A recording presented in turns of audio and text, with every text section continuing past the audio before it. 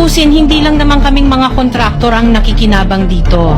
Marami din sa inyo, mga politiko, ang nagpapataba ng bulsa sa pangungurakot. Ang totoo, may hati-hati yan mula sa pinakamataas hanggang sa mga nasa gilid lang ng sistema.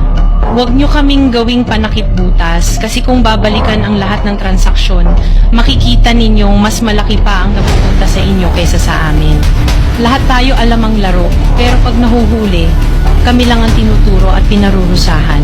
Kaya huwag ninyong ipakita sa publiko na malinis kayo dahil sa bawat proyekto may kapalit na porsyento para sa inyong mga opisina. Ang sistema mismo ang nagtutulak sa amin na sumunod. Kung hindi kami papayag, wala kaming makukuhang proyekto. Pero sa likod niyan, kayo rin ang pinakaunang nagdidikta kung magkano ang dapat itabi para sa inyo. Kaya kung talagang seryoso kayong mag-imbestiga, wag lang kaming kontraktor ang sisihin. Tingnan ninyo rin ang mga pangalan na nakaupo ngayon sa mga komite, sa mga ahensya, at lalo na sa mismong mga nagpapalakad ng gobyerno. Dahil sa totoo lang, pare-pareho tayong nasa iisang lamesa, iba-iba lang ang laki ng parte na nakukuha.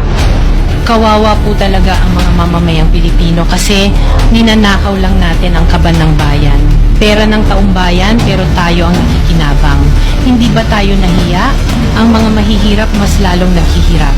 Kaya tama na ang pangungurakot natin.